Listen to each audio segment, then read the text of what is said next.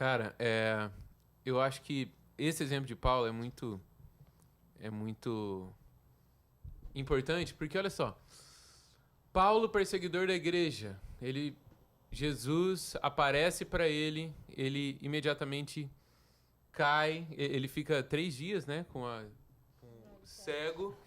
Só que no segundo momento, Jesus não vai pessoalmente lá falar com Paulo a respeito do quanto que ele deveria sofrer. Ele envia o Ananias, né? Assim, gente, eu tô querendo fazer essa transição aqui do primeiro para o segundo ponto, mas eu não tô querendo dizer que depois que a gente converte, que a gente tem um encontro com o Senhor, e talvez muitos dos que estejam assistindo esse evento aqui, sejam como eu. Tipo assim, eu não era um cara aparentemente malucão, que usava droga e era maluco. Do pecador. Tipo assim... Não, eu era um menino crente, bonzinho, olha... Coisa linda. Bonzinho tinha fome. Bonzinho, tinha fome. Não, fome não tinha, não. Tinha não. Tinha fome de Só era Deus, bonzinho, não. só era bonzinho. Mas tão depravado quanto o cara que é aparentemente o estereótipo do pecador. Tão necessitado de salvação quanto. Uhum. E, olha só. Jesus aparece para Paulo, cega ele. Ele não cai de cavalo nenhum, tá, gente? Ele se prostra. Eu já preguei isso. Eu vou me confessar, eu já preguei que Paulo cai do cavalo. Coitado. Mas eu entendi que eles... Né?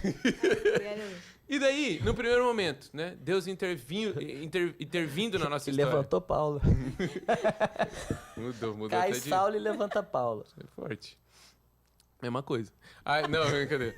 Daí, Deus intervém na nossa história, né?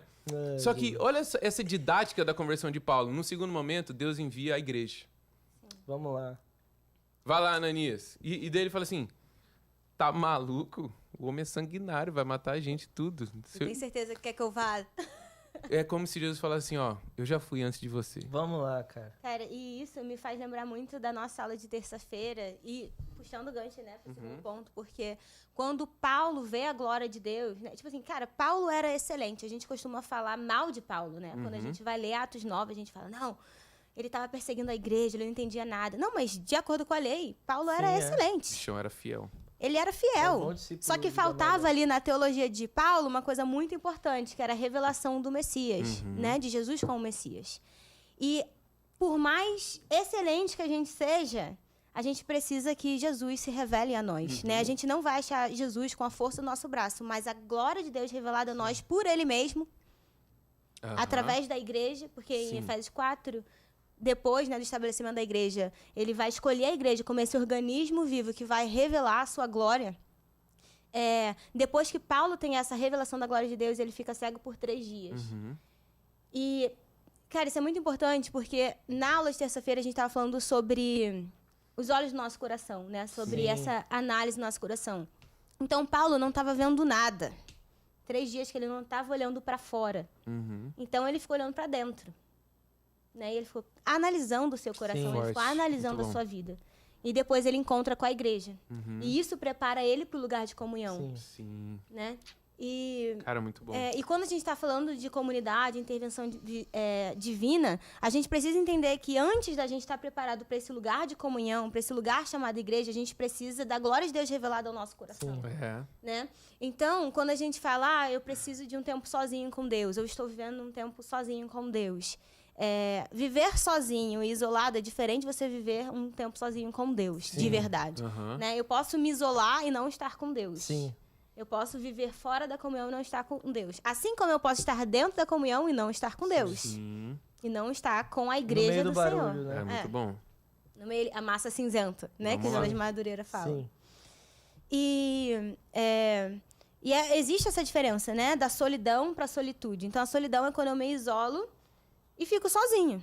Eu não gasto minha vida com Deus. Eu não busco a presença de Deus. Eu não busco a revelação da glória de Deus. Mas a solitude é quando eu estou nesse lugar de intimidade com o Senhor, que eu acredito que Paulo viveu esse momento, nesses 3 dias. Né? De sondar o coração e de conhecer a Deus por meio do silêncio, de ser exposto a Deus nesse silêncio.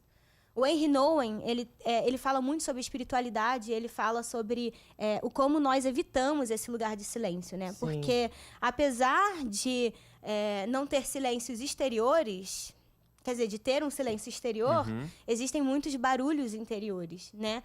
A nossa alma, os nossos pecados, as concupiscências gritando aqui dentro. Então, a gente evita esse lugar de solitude, porque é um lugar de muita exposição também.